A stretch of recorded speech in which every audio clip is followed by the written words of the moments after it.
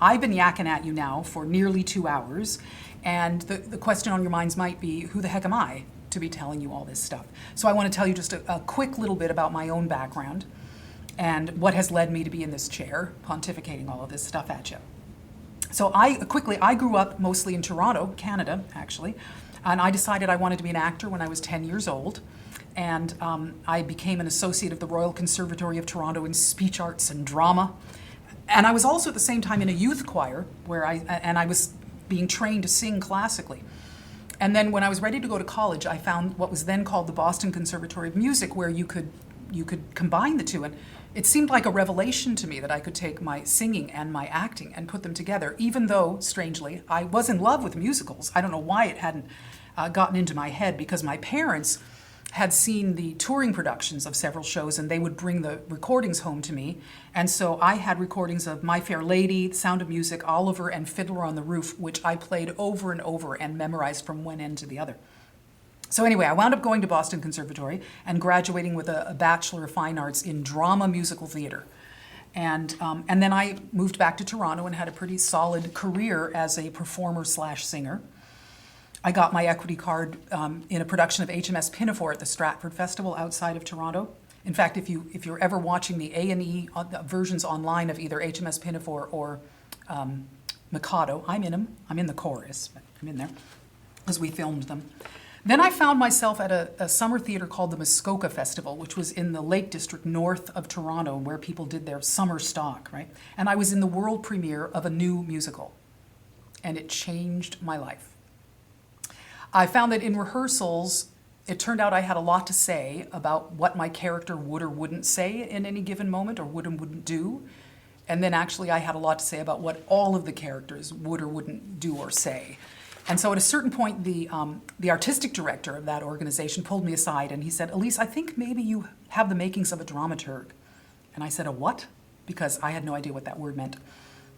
And he helped me get a grant to study dramaturgy, and eventually I became the dramaturgical associate at the Canadian Stage Company, which is the largest regional theatre in Toronto. Now, if you still don't know what dramaturg means, nothing to be ashamed of. It's a tricky word. Those of us who do it for a living don't even know whether we should say dramaturg or dramaturge. You'll hear them interchangeably, so who knows. Basically, for existing works, a dramaturg is someone who studies the era of the play, the playwright, when it takes place, and gets that information to the director and the actors and the audience so they all have a deeper and richer understanding of the world surrounding the piece that they're working on. But for new works, it has come to mean someone who works more directly with the team that's writing. And the way I like to think of it is that a dramaturg is to a piece of theater, new theater, what a story editor is to a film or a novel. They don't actually do the writing, but they work very closely with the team. And they act as a sounding board and a source of informed critical feedback, sort of an outside eye.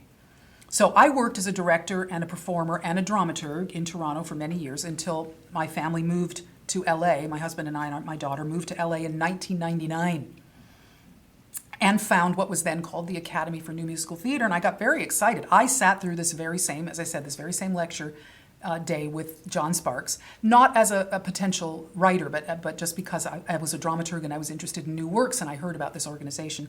And I just fell in love and I knew I'd found my new artistic home. And I've been here ever since. I was John's associate artistic director for a few years. We became co-artistic directors for a few years. And then John retired and became our founder. And I became the artistic director in 2013. I think it's just as important, though, to note what I am not. I am not a writer.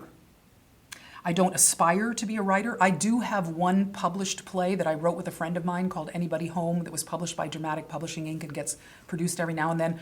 But I wrote the structure for that and handed it off to a friend of mine and said, "Okay, now you turn this into dialogue." So I don't think of myself as a writer, and what that means is when I'm looking at your work, I don't approach it as from the point of view of how would I write it if this was mine to write. I figure it's my job as a dramaturg to approach it from figuring out what it is you are trying to say. What is your theme? What is your story? What are you trying to say? Do you know? Can I help you figure it out? And are you telling it as compellingly and as strongly and as clearly as you possibly can? Or are there some other choices you could make to make it stronger and clearer?